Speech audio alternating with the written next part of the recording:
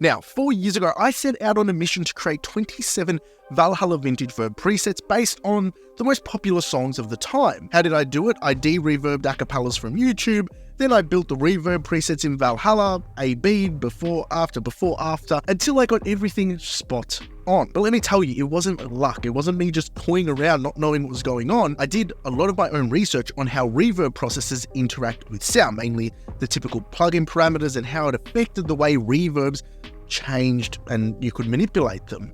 And now I'm going to share all of that knowledge with you in this video. So make sure you smash the like button, hit subscribe, and if you want those Valhalla vintage verb presets, subscribe to my newsletter and grab them for free. Now, this is what you're actually here for on this video, and that is the algorithmic side of things. What are the settings? What are the parameters? And how does it change the sound? Now, I'm going to demonstrate this using Wave's Renaissance Reverb because it has the most straightforward parameter layout. There's no fancy synonyms or complicated terms, but keep in mind other reverb plugins may have variations or unique implementations of these primary parameters. First, we're going to look at these early reflection points. That's each of these vertical lines. The closeness of these early reflection taps define the density of the reverb. Quick and small taps all bunched together create a sense of intimacy or a closer space. The further away they are, the larger the space seems to be. These early reflection points are usually pre-programmed into different acoustical spaces or mechanical style algorithms, but can be further manipulated via the size parameter on most reverb plugins. Then you have the volume of these early reflections.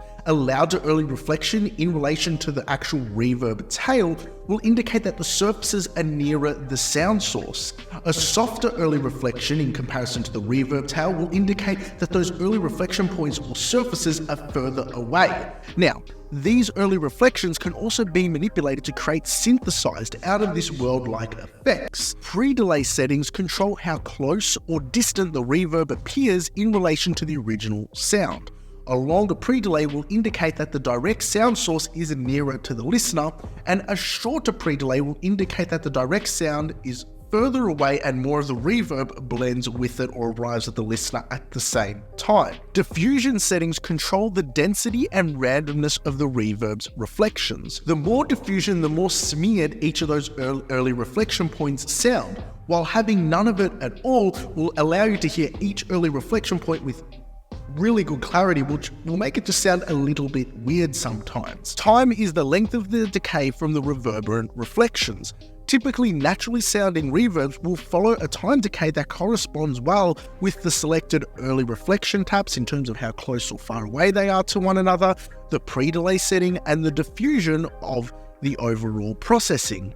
Wide and large early reflection times that are soft with a high level of diffusion will pair well with long reverb times. However, if you manipulate the time at odds with some of these settings, you can create some unique and supernatural sounding like effects. The damping controls the signal that feeds the reverb algorithm, allowing you to compensate for things like sibilance in a voice or boominess in drums.